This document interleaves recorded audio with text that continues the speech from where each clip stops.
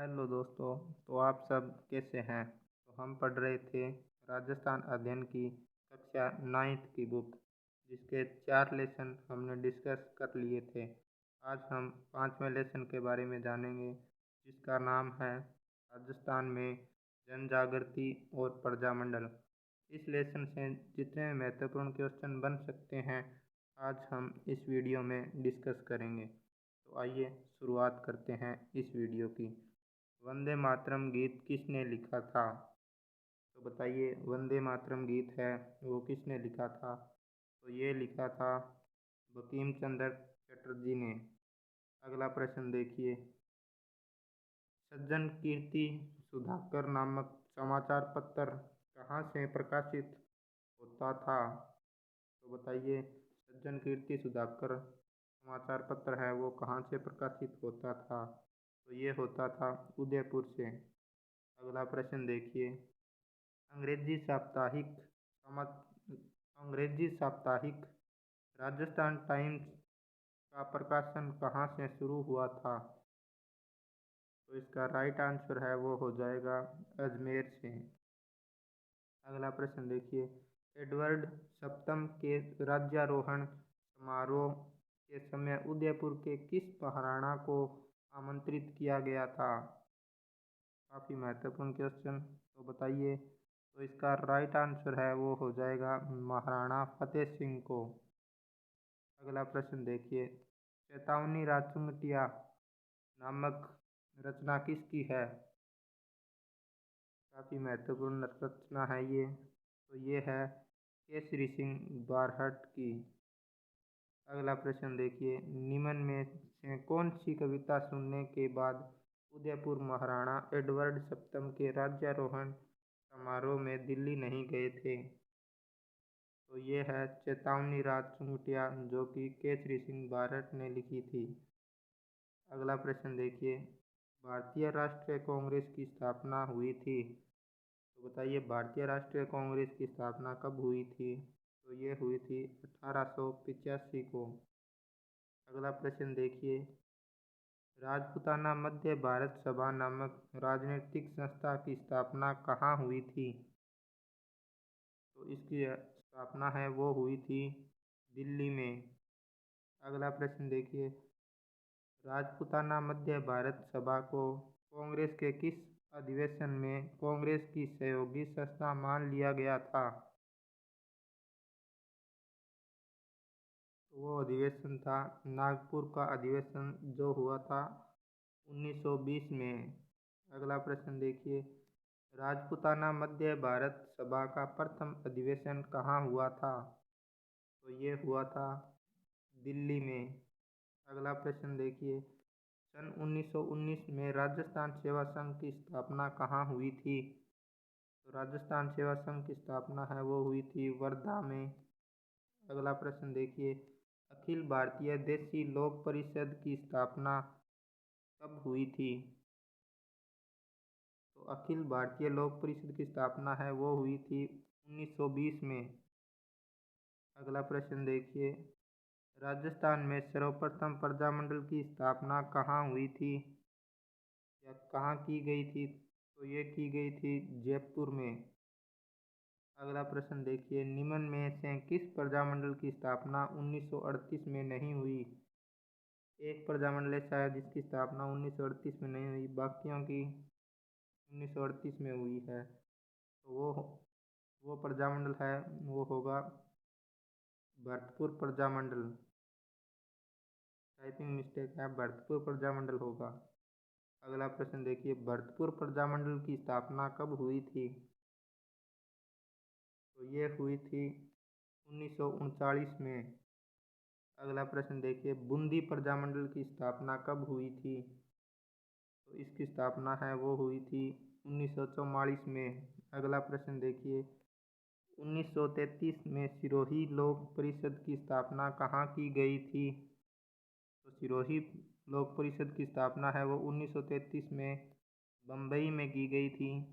अगला प्रश्न देखिए, बीकानेर में लोक परिषद की स्थापना कब हुई थी? तो बीकानेर में लोक परिषद की स्थापना है वो हुई थी 1936 में। अगला प्रश्न देखिए 19 नंबर प्रश्न। राजस्थान का जन आंदोलन सर्वप्रथम कहाँ से प्रारंभ हुआ था? तो ये हुआ था आपके जोधपुर से। अगला प्रश्न देखिए, मारवाड़ लोक परिषद को सरकार ने गैर कानूनी संस्था कब घोषित किया था? तो बताइए, मारवाड़ लोक परिषद को सरकार ने गैर कानूनी कब घोषित किया था? तो ये किया था 30 मार्च, यहाँ पर टाइपिंग मिस्टेक है, 29 मार्च 1940 है होगा यहाँ पर। अगला प्रश्न देखिए, बीकानेर में जन जागृति लाने वाले प्रथम व्यक्ति कौन थे? तो वो थे स्वामी गोपाल दास। अगला प्रश्न देखिए, स्वामी गोपाल दास किस जिले के निवासी थे? तो स्वामी गोपाल दास है वो निवासी थे चूरू जिले के।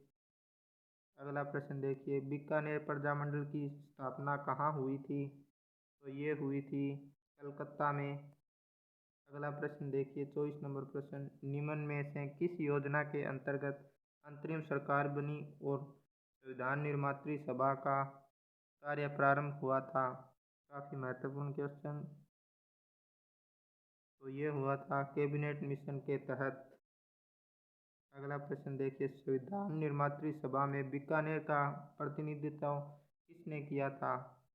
तो ये किया था के.एम. पणिक्कर ने।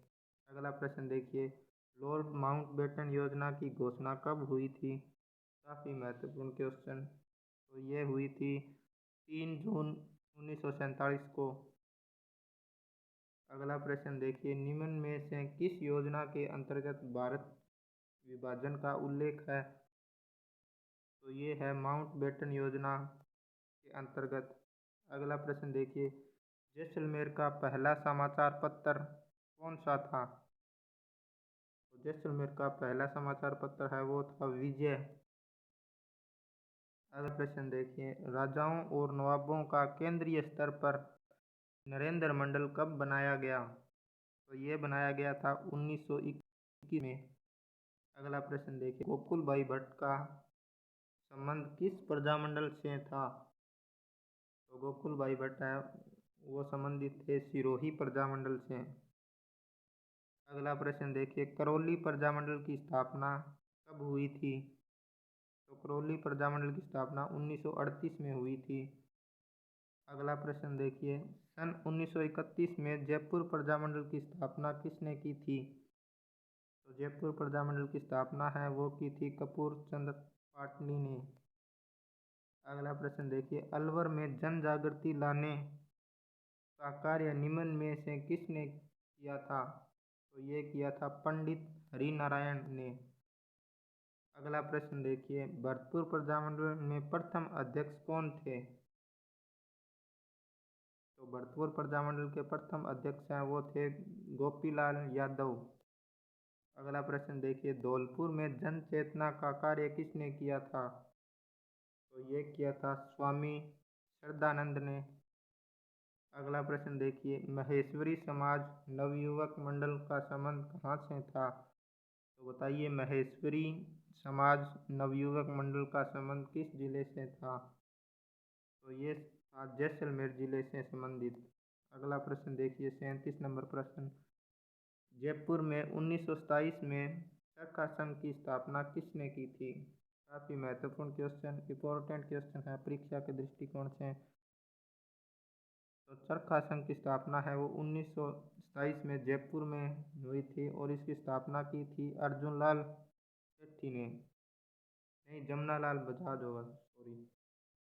अगला प्रश्न देखिए,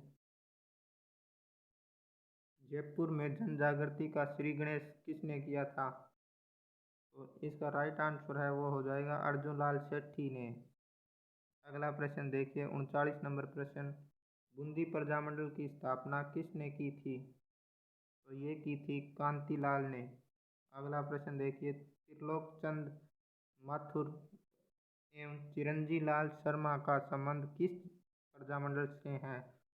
तो ये संबंधित है करौली प्रजामंडल से। तो ये थे कुछ महत्वपूर्ण क्वेश्चन। वीडियो कैसा लगा कमेंट करके ज़रूर बताइए। Okay, thank you.